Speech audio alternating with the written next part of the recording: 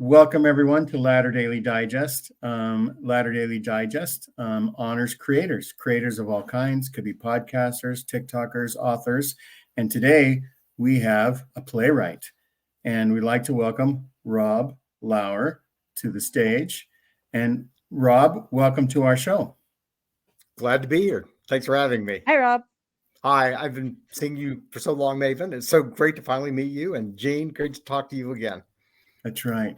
Thank you so much. Thanks for being on the show. So we're having you on. We're gonna have you talk about it's been out for quite a while, I guess we could say.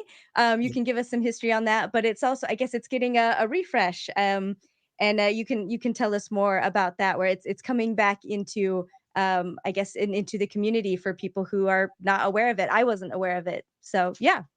And so we'll have Rob give like a 5-minute Mormon story or something, and we'll take it away from there.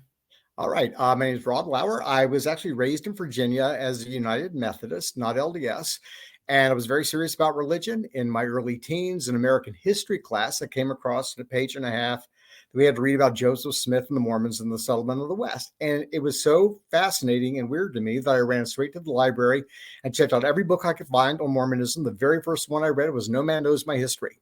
And I found, I'm not a scriptural literalist. I didn't ever believe that there was actually Nephites and Lamanites. I just thought that this was something Joseph Smith had written.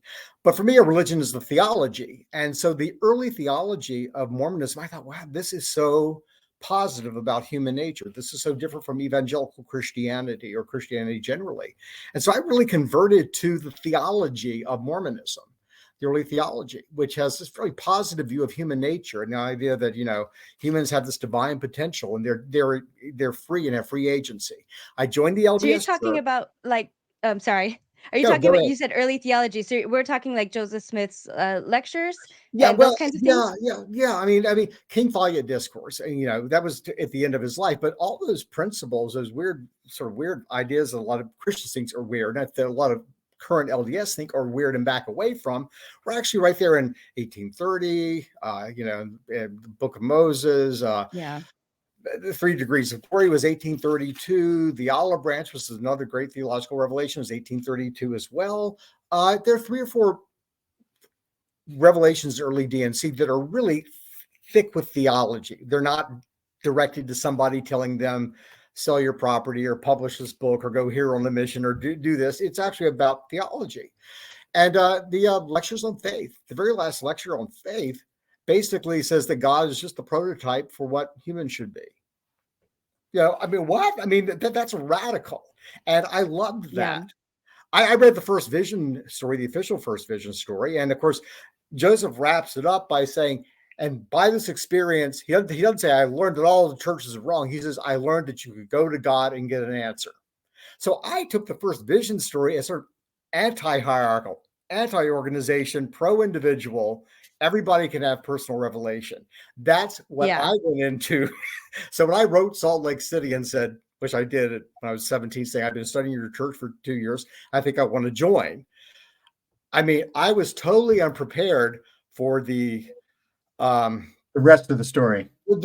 Basically the way the organization is run. It's funny, even if you study the DNC, and I'd studied it, the church as set up in the DNC bears no resemblance to the LDS structure. It's not a hierarchy. Right. It's the division of powers. You know, the stake high council is democratic equal authority with the first presidency. The apostles only have power in the mission field. You know, so it was set up originally rather like the Methodists or the Baptists or some of the mainstream denominations were. And it was that way until Joseph Smith was murdered. But anyway, I joined the LDS church and really tried to make it work. I went to BYU and was just so into history. And I mean, I delved into studying history. I was majoring in theater, but probably spent most of my time in the special collections room studying everything I could find about Mormon history because it just fascinates me. And when I first came across this in high school, I thought, why hasn't somebody made movies about this or written books about this? This is a weird, wonderful, fascinating, uniquely American story. And why isn't I thought the same about this? Growing up? Yeah. Well, it was prejudice, of course.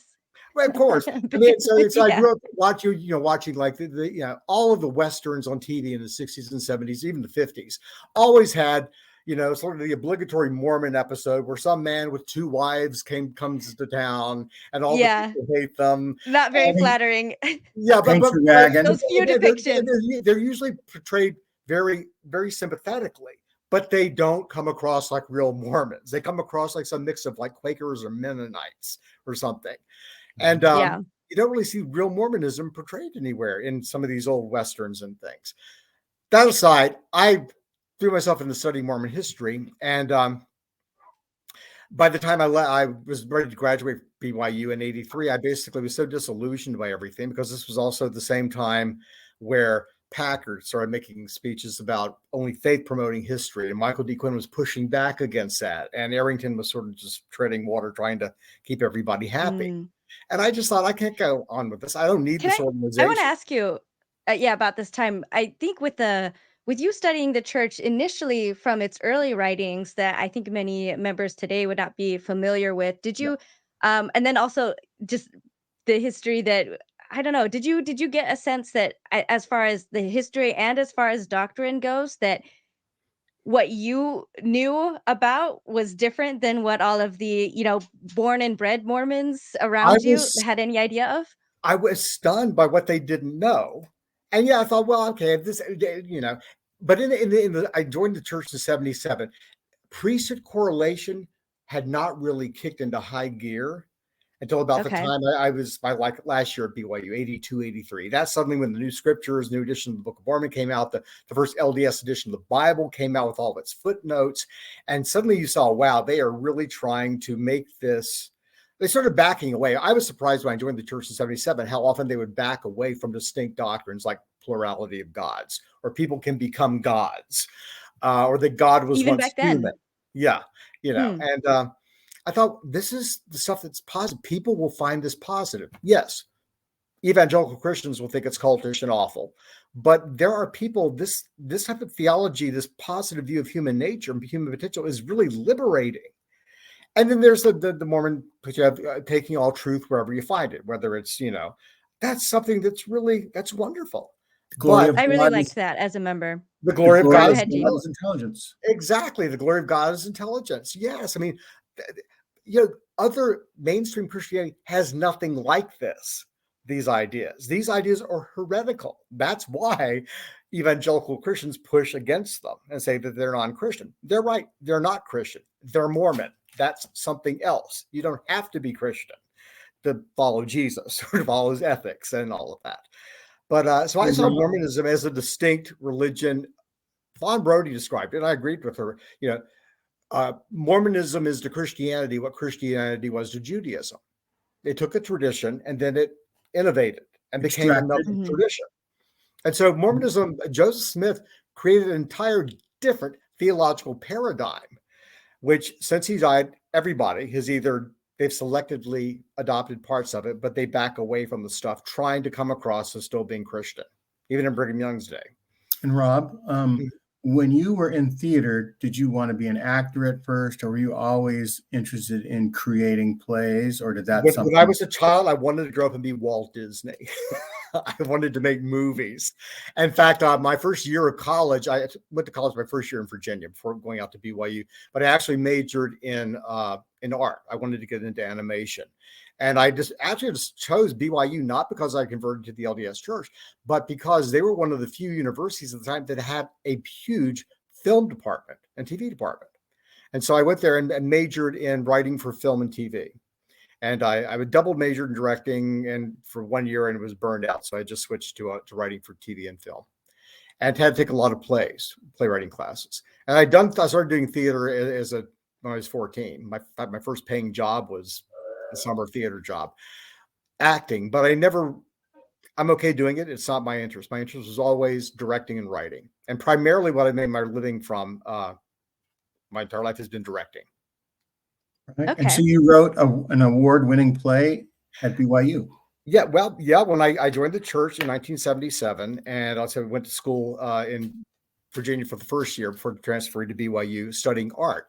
And one day in art class, I was just I was new to the church and I was fascinated by Mormon history. I just did a sketch of, I knew what it was. It was Joseph Smith, because I knew about the whole money digging thing. That's always been out there. All you have to do is pick up a book and you'll find the stuff there. But it can't be a book published by the church. But I was doing this drawing of Joseph Smith in like the backyard of Isaac Hale's house where he boarded, where he was digging for a silver mine for Josiah Stoll. And I had him like talking to Emma as she was basically slaughtering a chicken for dinner. And he's holding up the stone. He has his hat and she's like entranced. He's like basically, I don't know. It was this picture I had. And a few days later, I thought, okay, why don't I write a play about this? And so I started writing a play that I called Digger.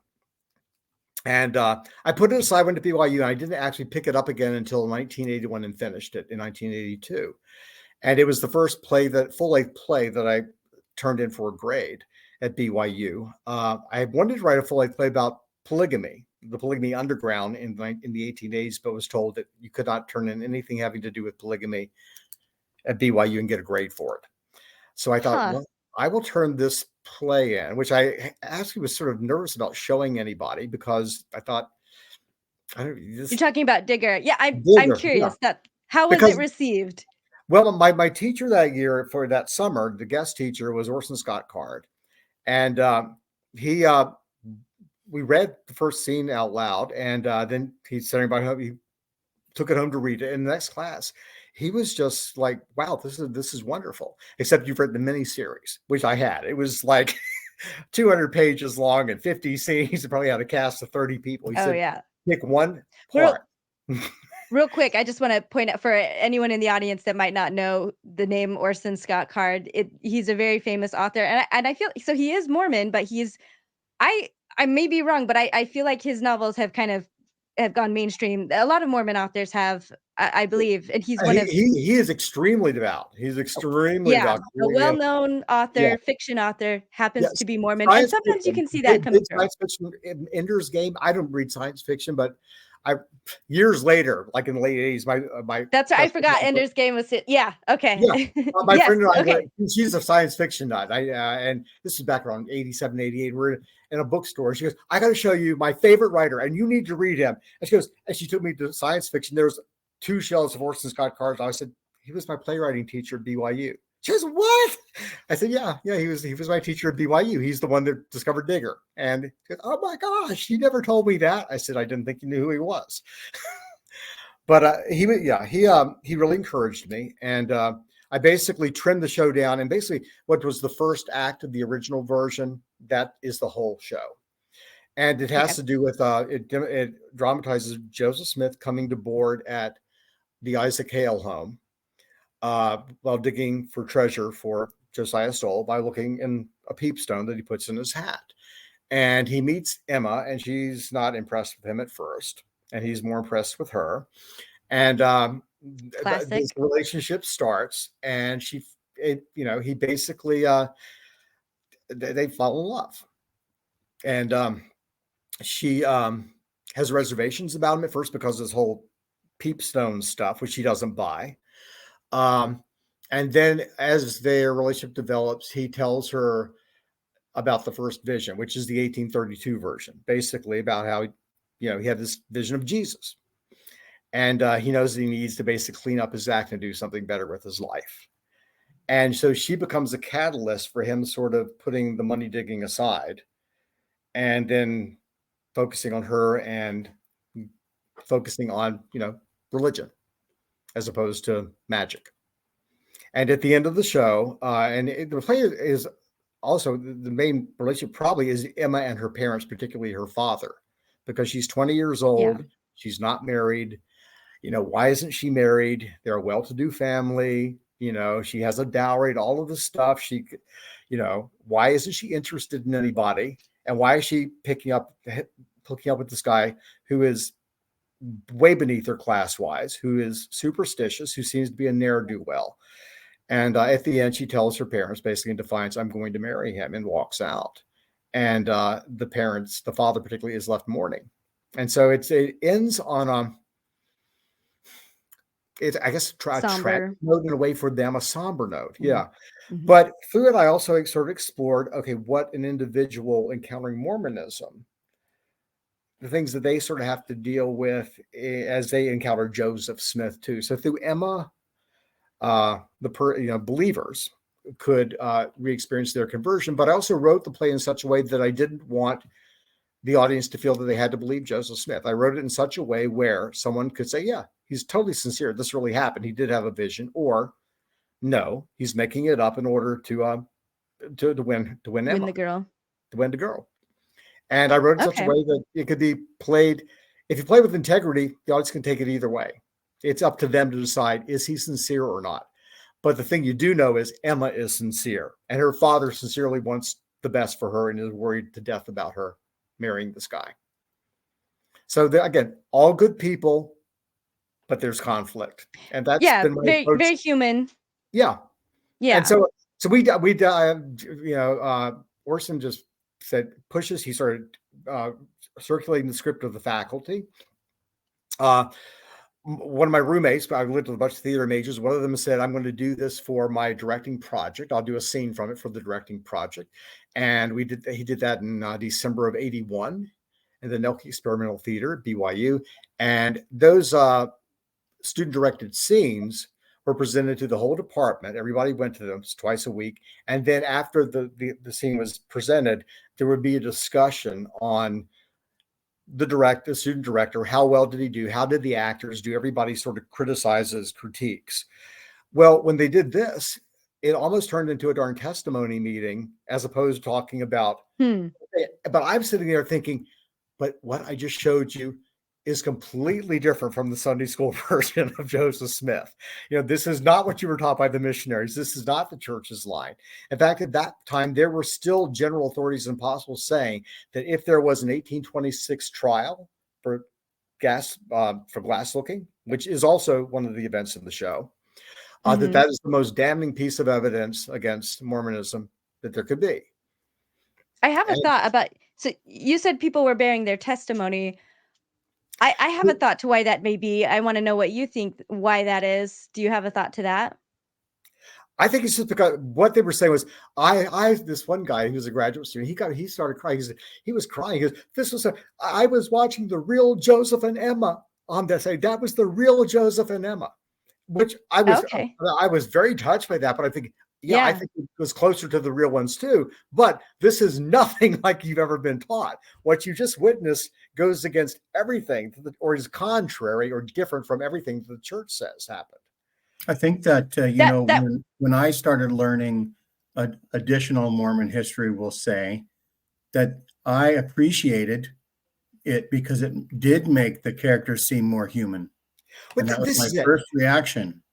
If in Mormon theology, if you just go with this concept that God was once human, that means the way you become more like God is you lean into your humanity. You don't try to overcome it or repress it or, toss it aside for some pie in the sky thing. You basically are fully human. That's or turn it off like a light switch. Yeah. But you don't do that. You embrace your humanity. I was going to say, I think that, at least in my experience, that when testimonies, particularly of Joseph Smith, come up in a, outside of testimony meeting and, where that's obviously the direction that the activity or whatever was planned was meant to go. It's usually because something is, like you said, it's different from what we've been taught, or there's something that's disturbing it. So I feel like it's always been in, like a Relief Society meeting where someone mentions something and that clearly makes other people uncomfortable. That would be something that would start garnishing testimonies. And it happened in class for me at BYU. I studied cultural anthropology, and anthropology it's not something you can learn to study other cultures without turning that magnification in on yourself. And so we have some really, I think if there were business majors that would sit in our classrooms, like in the anthropology classes, I think they would have thought that our whole department was in complete apostasy, because you get used to it after a while. But even in my classes, and I did it myself, I was an offender that if there was something that we learned that for whatever reason just wasn't really sitting right with me, that's when it would come out. Like anyway, that's kind of what I was thinking was happening, and maybe it was a mixture of both, or maybe No, my experience didn't apply at all.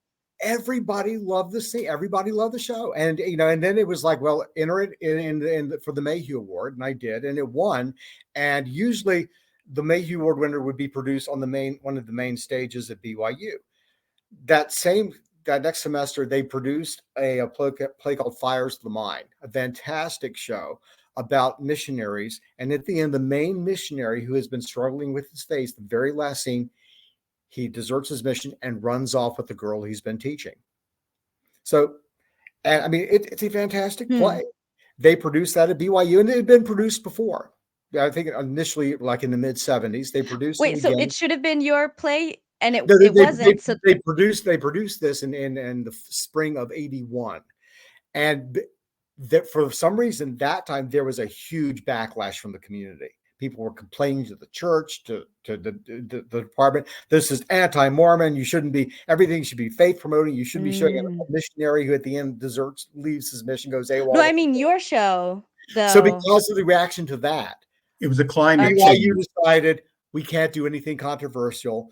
And I remember when I got the award and the awards dinner for the Mayhew Award, Charles Whitman, who was one of the heads of the department, got up there and gave the award to me, and he said, this is a beautiful play, and we have our fingers crossed that we'll be able to produce it this year, because it is a beautiful play. And we're so happy to give you this award. And they called me up and gave me the award. Well, a few weeks later, they decided they couldn't do it, but they did allow a graduate student who was a friend of mine to basically do it as his graduate project. So it was produced by BYU, full production in the Nelke Theater, but it was not a main stage production. It was a graduate student. Right. And so how do we go from that to just basically the next year, Polygamy, when that was verboten? Well, okay, this was there was produced at BYU in December of '82. That was my last semester at BYU. I actually just had 4 classes, so I went back to Virginia and finished up home study and graduated in December of '83. But at that point, I was so disheartened by what I had been aware of since I joined the church in '77, but had really been aware of since '79 when it came to BYU, just the cover-ups of churches, the distortion, and even just the out lies about things that the church from the highest levels have been putting out there. And I thought, I can't do this anymore. So I decided I'm going to go back home, finish BYU, and when I graduate, then I'm going to leave the church. And that's what happened. But polygamy, when I was investigating Mormonism for the 2 years before I even contacted the church in high school, when I was investigating it, there were tons of books on polygamy written by faithful Latter-day Saints. Now, they weren't published by Deseret Books, but they were published by mainstream publishers. There was a book called Grandpa Was a Polygamist, written by Paul Bailey, I think is the guy's name. But it's about his grandfather and grandmothers when he was growing up in the 1920s in Utah. They were still polygamists.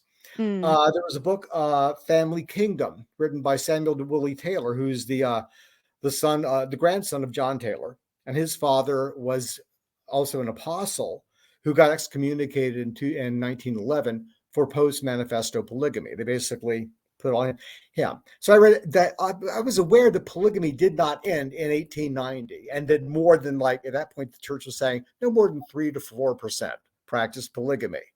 Well, no, it was more like about 30%. And everybody was encouraged to. They wanted everybody to be a polygamist. Right. But my first semester at BYU one afternoon, this missionary looking guy came tracking through the student apartments, only he was a fundamentalist Mormon. And he left me a ton of books by this guy, Ogden Kraut, who is a apologist for fundamentalism. And I just started really diving into even more deeply into the whole story of polygamy. And I just thought the people who did this, who tried to live this way, primarily the women, but the children and the men, they all struggled. Nobody was happy with this. This was a burden on everyone. And it just sort of pissed me off that the church that at one time commanded this had for nearly 100 years been trying to just ignore it or downplay it. I thought, what about these people? And plus, I also saw I went out to Utah, and was for the first time around Mormons who were born Mormon in Utah and had lived all their lives in Utah, sort of the compartmentalized thinking that I think is in a lot of the culture. And I started thinking, this probably has been handed down in families probably since the 1840s, because if you're a polygamist, a woman, and you're sharing your husband with another wife or a couple dozen other wives, some of the richer men had many wives, or you're a kid growing up in this atmosphere, you're probably having to repress a lot and compartmentalize your thinking just to stay sane. And so I could say, yeah, this compartmentalized thinking that probably had its roots in the polygamous family unit is probably what has been inherited by most Latter-day Saints in the Mountain West, whose I never thought of that. Goes back to that. I mean, there's a pattern. We all know this. Kids growing up in a family, not instinctively, they learn on their own what not to talk about, how to talk about things, not because somebody sits them down and says, you don't say this or we don't talk about this, but they watch the adults around them. I mean, this is human development 101. And I can imagine growing up as a 4 or 5, 6-year-old, and my mother is one of several wives and probably struggling financially because my father probably probably couldn't afford to have more than one family and has 3 or 4. And then the jealousy and stuff and the tension and the things that the polygamous wives told each other, don't love your husband too much.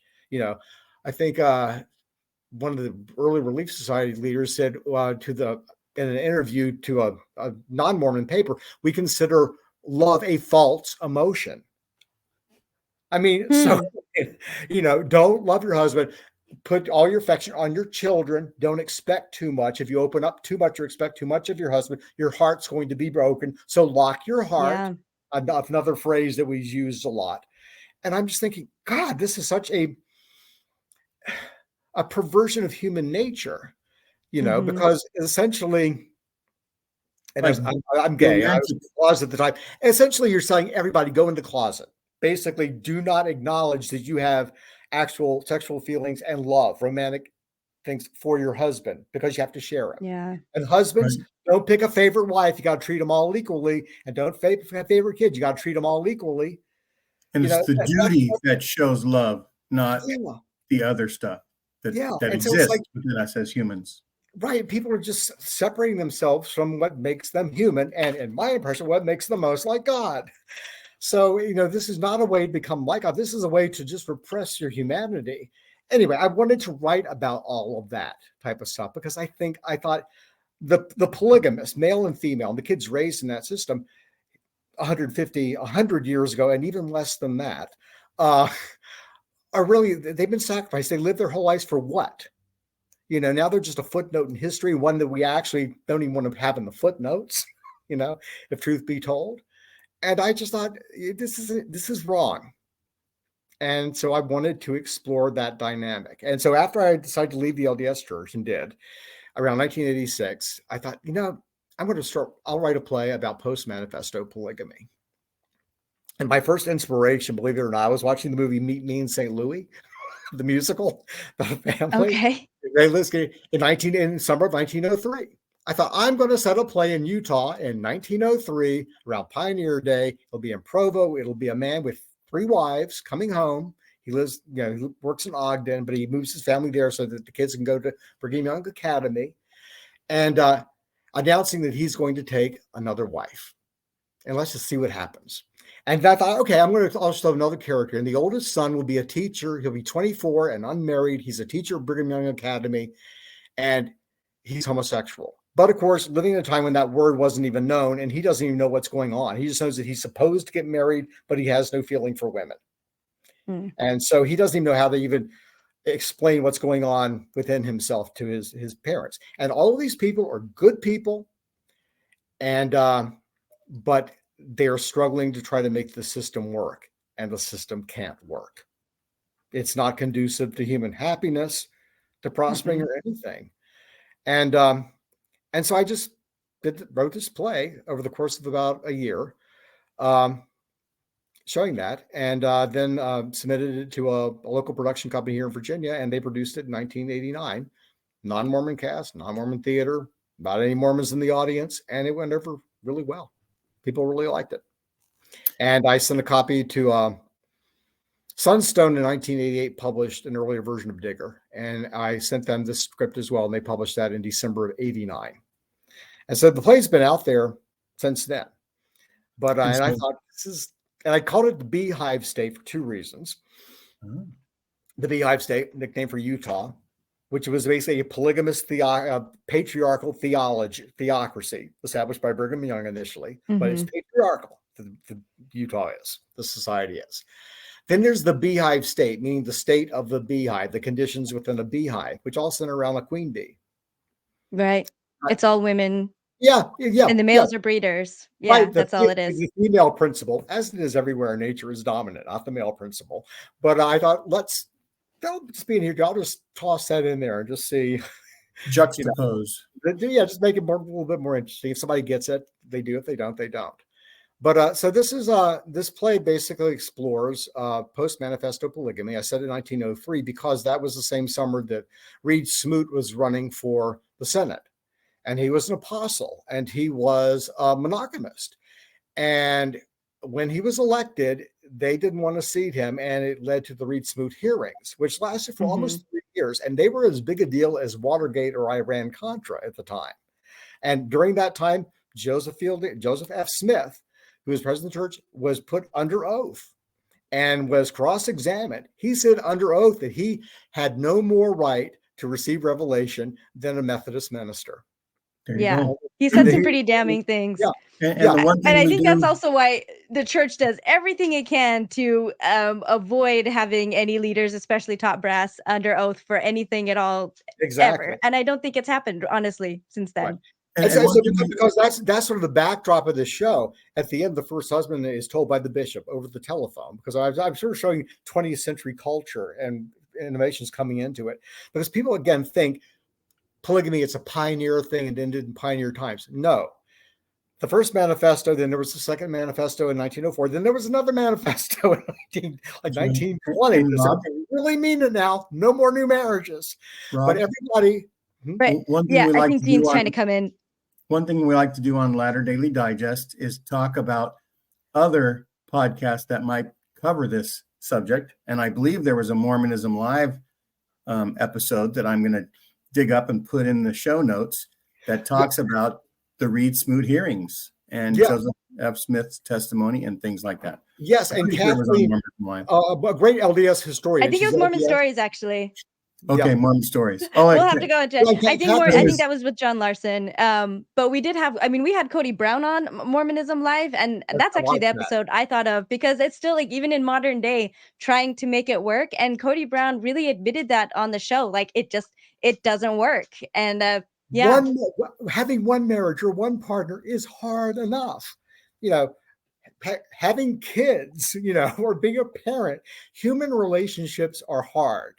They're difficult. I mean, it's sort of like the refining fire, I think, of being human. This is, where we learn the most about ourselves, and actually where we either become better or worse. It's in our private relationships and these intimate relationships that are the most precious of our lives. And why you don't need to make that more difficult by bringing more people to the party, as it were, but it was, and I mean, I know that, there's, polyamorous relationships, that there are a lot of people trying that now. Not a lot of people, but a number of people trying that now. It's sort of a new thing. In the 70s, you had swinging and all this stuff, and flower children in the 60s. Yeah. And, people will always experiment. There will always be some group in any culture at any given time who are trying to basically do something other than monogamy. And that's what Mormonism was 200 years ago. Oh, it really was. I mean, I hate to use the C word, cult, because when I tend to use that, it's, that's why I'm using it here. Cult meaning like an aspect of a religion, an aspect of the faith. There's like the cult of Mary. There's the cult of communion, cult of saints. But under Brigham Young and in Utah, in 1852, Mormonism really did become a fertility cult in a sense. Again. Or a sex cult. And that has such... I don't mean that pejoratively, because that really does have a really negative thing, but the focus of the religion became heterosexual sex. as a means for exaltation, and heterosexual sex, if you're a man, with many women. And bearing children, because bearing this children. was in the Orson Pratt, when they get, I guess, the first public speech about it, very much went into, I mean, because it's the Church of Jesus Christ of Latter-day Saints. It's a Latter-day, Jesus was coming anytime now. And so I remember it being part of that talk in 1852, where Orson just kind of paints it out like, look, we are God's people. We're the best. We're most righteous. And if we're gonna, have righteous stalwarts for the second coming, so we got to have a bunch they of kids. come to us. We're the best people to raise these stalwarts for the second coming. So yeah. So if you're not doing your duty, like these choice spirits are going to go who knows where, Africa, or you can't have that. In the Beehive State, the second scene, the second page of the play, one of the wives is scolding the three little 12, 13-year-old boys who are getting into trouble all the time by tormenting the first wife. And then they say, we don't like it, the principal. Nobody's doing but old people. Why do we have to keep doing it? And she scolds him and said, it's because of the principal that you were born here. If it weren't for the principal, you'd be three little spirits up in heaven, or you may have been born in some terrible place like New York City to a drunken father who would beat your mother every night. And and that was actually the Utah view of the rest of the world. I remember that was my view, honestly. Yeah. I was talking to when I was in Colorado for a year and a half, working for a film company, and was visiting the Johnson family ranch, which is a huge ranch in part of Utah, and they're LDS. And the woman, I think she was raised in Manti, and she goes, "I never met any Mormons, non-Mormons, until I was like 25 years old." She goes, and this one was 60 or so. She goes, "I was so stupid." She goes, I was probably in my 30s before I realized that people who weren't Mormon loved their children as much as I did, because I loved mine. I mean, she was admitting this was stupid that I felt this way for so long. But she goes, I was just raised with that. The Mormons were the only ones that really loved their families. And I was the same. It didn't take me till 25, but yeah, no, it's funny. And I was a military brat, so I was like out in the world. And I guess it's that compartmentalization where like I have neighbors who are not LDS, whose marriages and families have stayed better together than mine. My parents divorced each other twice. The second time actually took. The first one didn't, I guess. So I guess very few people can say they've made the exact same mistake twice, but my parents, they can. Anyway, it's just really funny that like the neighbors that I used to judge for not being LDS and thinking, oh, it's just so sad that they can't have like as happy as a family as mine, when mine wasn't happy, when theirs was, it's just kind of interesting to me that I could still really think that way. And then again, well, because we're taught we care about this, we're special, and this is our eternal doctrine is super special. And so yeah, that's what makes us different. We're the only ones in the world that cared about families. And it's amazing that the population is even as big as it is, without Mormons responsible for it. It's really amazing. But yeah. I mean, I think every child does that to a degree. I mean, I'm talking to someone a few weeks ago, a friend of mine, who basically was 30 before he realized how dysfunctional his family was. He knew there was bad, but it didn't hit him. Oh my gosh, we actually have problems. We are troubled. We need help, because his children were born into an environment, and a child adapts, tries to make sense of things, and however we do it. Yeah. So anyway, I want to let our listeners know that we'll include in the show notes also. Rob has made appearances on other Mormon themed shows and told more about his life. And Rob, what are the top two? Probably Mormon book reviews with Steve Pinecker. That was last spring, and then Mormonish podcast with Rebecca and Mormon stories. Mormonish. I haven't done Mormon stories yet. Although I was actually, I'm a Reformed Mormon. I'm involved with that movement for could be 20 years now. And back in 2005, this fellow contacted me and Michael Rashan, who was one of the starters of the movement, and wanted to interview us for a podcast. We didn't even know what a podcast was. And he called us and we did it over the phone. And we thought, well, what is this technology? And then he contacted us about a month later and said his audio equipment just did not, Mm. it was unusable, but he was going to rethink things, recalibrate, and start his podcast up again. It was it was Mormon Stories. There you go. Yeah, Oh, it was John DeLynn. Yeah. John DeLynn. okay. So, yeah, I was actually one of his first interviews, except it didn't take. That's a bummer.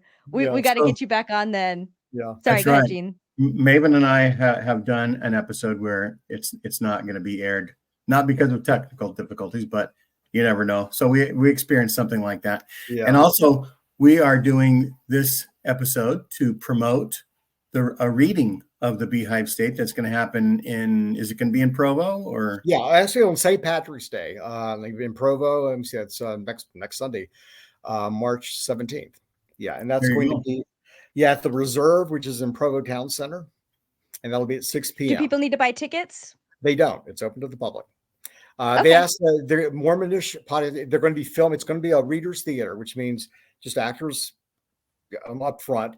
They stand when they enter the stage, but no sets, no scenery or anything like that, no blocking, no moving around, but just reading the lines and acting them out. And they've been rehearsing. They have a really good cast.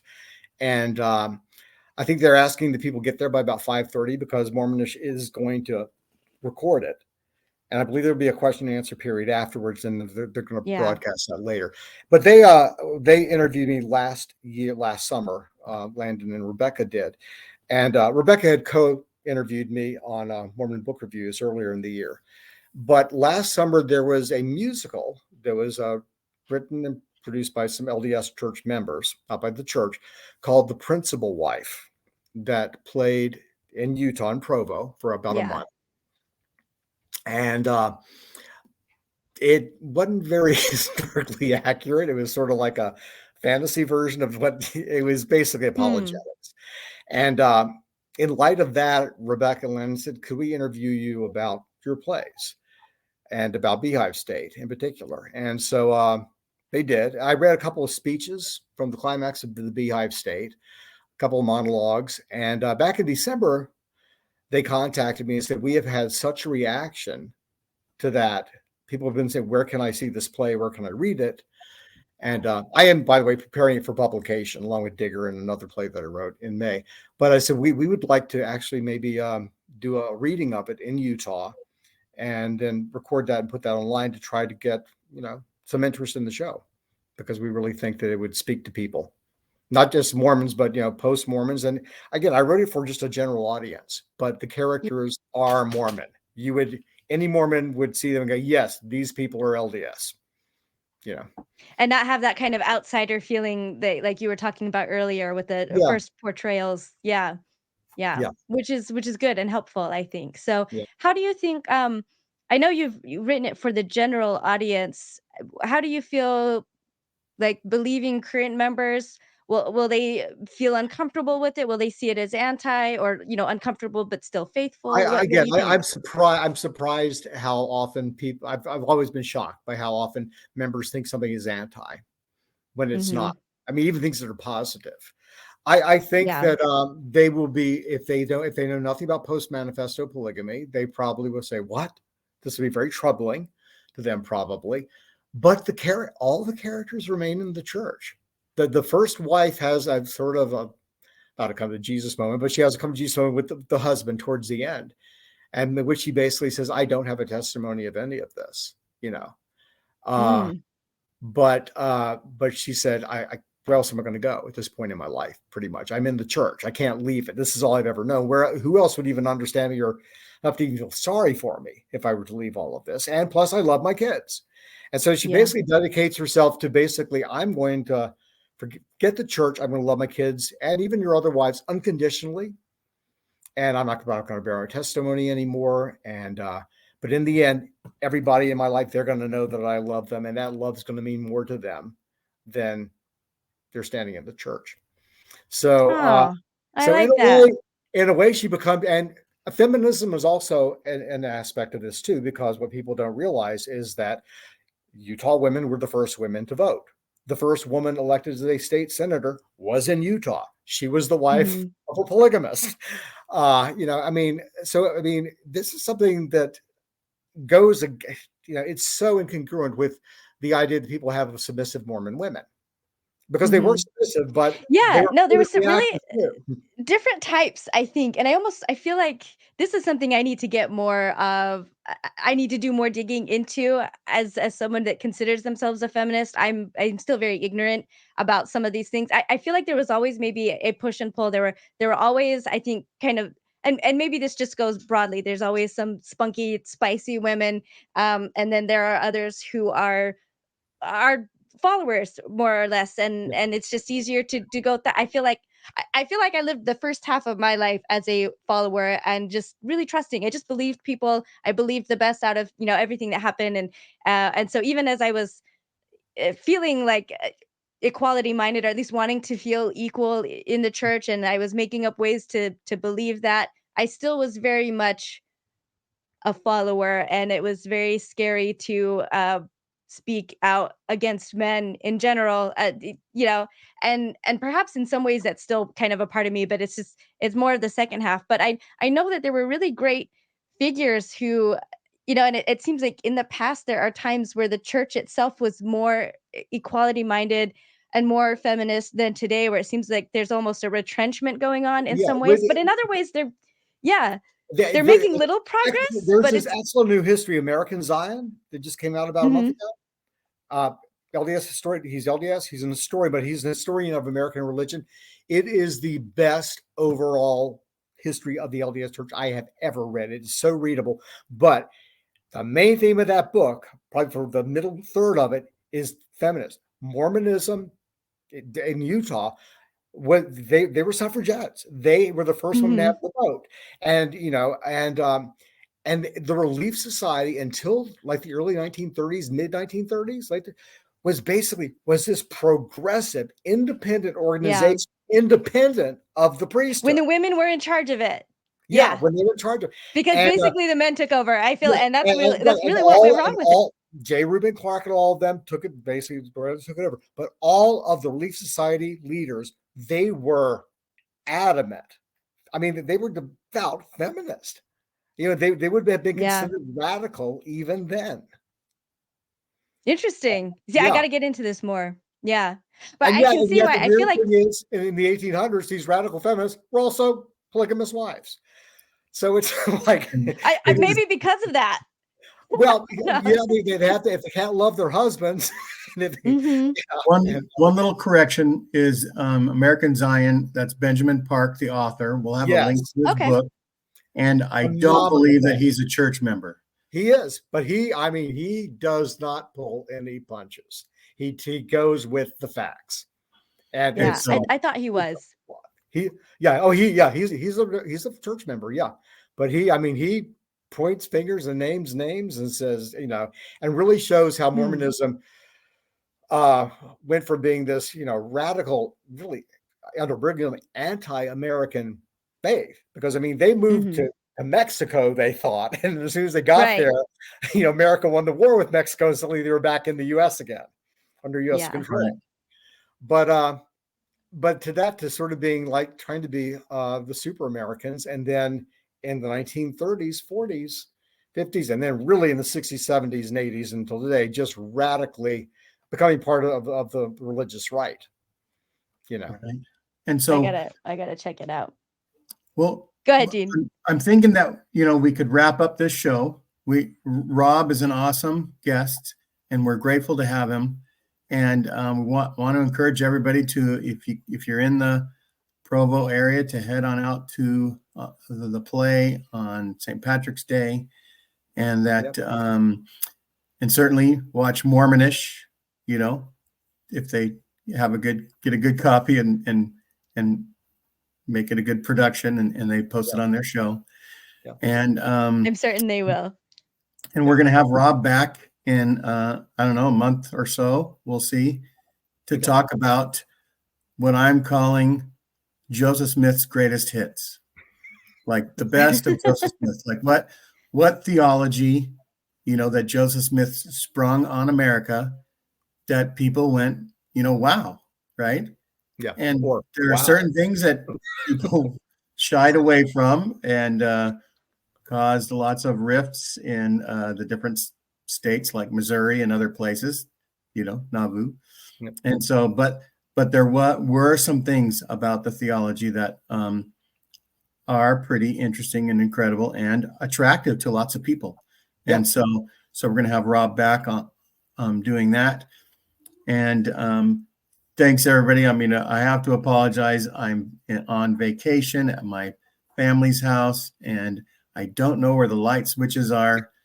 Ran out of daylight. Turned on my screen to bright so that I could be at least lighter. But anyhow, thanks, everybody. Like and subscribe. And Maven, if you have any parting words. No, that's it. If you're in the area, and if St. Patrick's Day is, I guess that's known for one kind of a scene, and if that's not your scene, then this is your scene. So if you're not and going you'll to be one there, of the many Rob. beer bashes in Provo, Right. right, Right. reserve and see our show. But Rob, you'll be there for, I assume, for the Q&A and everything. Okay, and Yeah, I'll Rebecca be there. and presumably Landon. Sometimes his job interferes, but I know for sure Rebecca will be there. So I think it sounds like a great party. There's always a party where Rebecca is at. So yeah. That's right. And we want to point Thanks out so much that for joining us. behind Rob's head is that like the program cover? Yeah, this was the original poster for 1989 of Beehive State. Yep. Yeah. And so Awesome. Nice. Yeah. Has a big beehive and a trumpeting Moroni and temple clothes, and all seeing eye and all that. All the pioneer Mormon iconography I could find, I crammed into the poster. So that's right. Thanks for coming on. We love Rebecca and Landon and all that they're doing at Mormonish, and we'll have your interview down in the show notes. And thanks again for being on our show. And everybody have a good. We're coming up on spring pretty soon. That's coming up. Yep. So anyway, have a good rest of the winter. Bye-bye.